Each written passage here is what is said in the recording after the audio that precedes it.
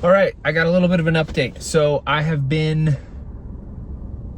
let me zoom out.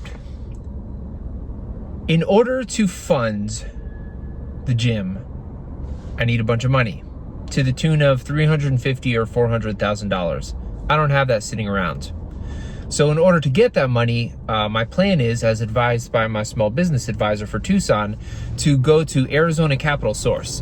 And she said that I'm gonna get in front of Arizona Capital Source and they are going to say, have you ever had a job in the fitness industry? And I need to be able to say yes in order for them to even consider giving me all this money, which makes sense because if I'm gonna start a business, I should have experience in the industry that my business will be in. So I have been, and ideally I should work there for 6 months or longer, but it depends on a couple of other factors. So I've been looking around at I've been looking for opportunities, either something that's a very slim part-time or something that's a full-time. And the very slim part-times don't really exist. It's a bunch of crappy full-time positions like working overnight at a Planet Fitness, which I wouldn't mind, except that it doesn't pay enough for my family to live on. I'm expecting to take a pay cut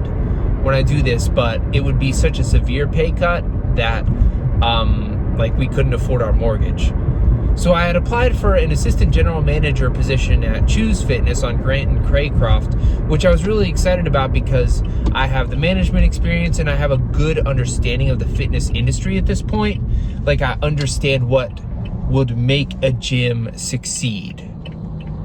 And I applied for that last week and I just called and I learned that apparently they were hiring 2 of those positions and they both were filled. So it's definitely very discouraging,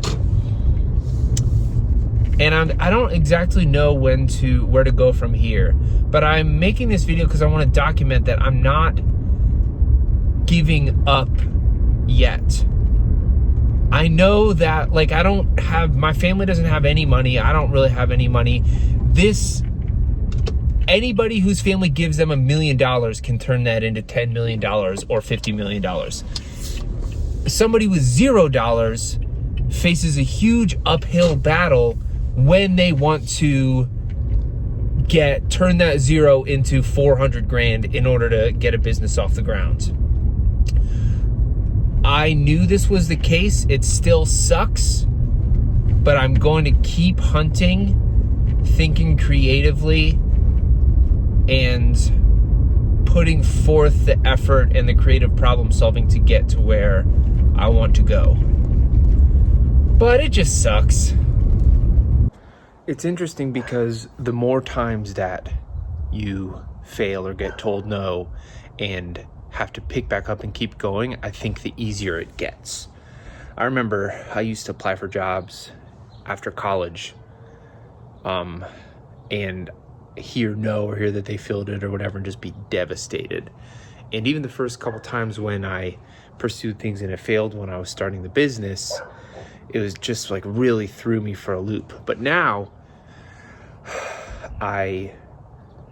one stream runs dry, and I pretty easily today pivoted and decided, okay, let's try this other stream. I have a couple people I know who have started businesses in Tucson. Let me just talk to them. Let me learn from them. Let me see what they did and how they started.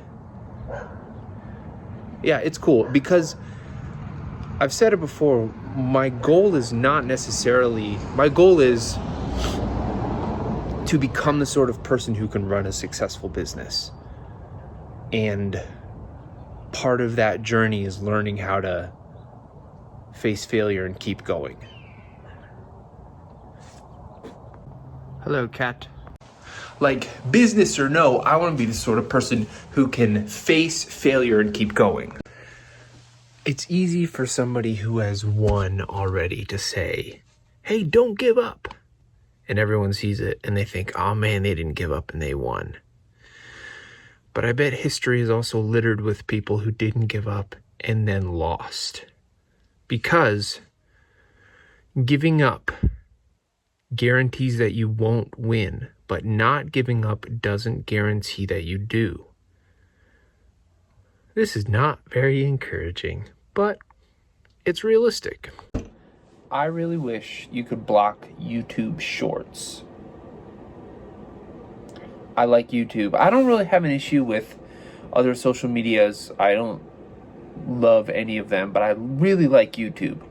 And I am not mentally tough enough to never go on YouTube Shorts. Or at least I probably am, but I just do it anyways. So maybe I'm not. I wish that there was some sort of service or code chunk or something that I could install on my phone to help block it.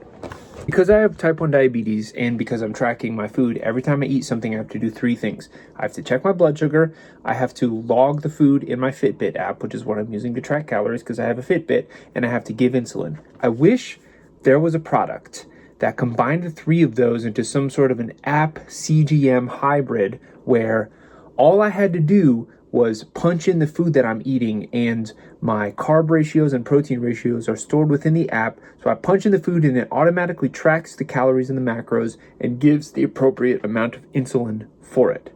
That would be so clean.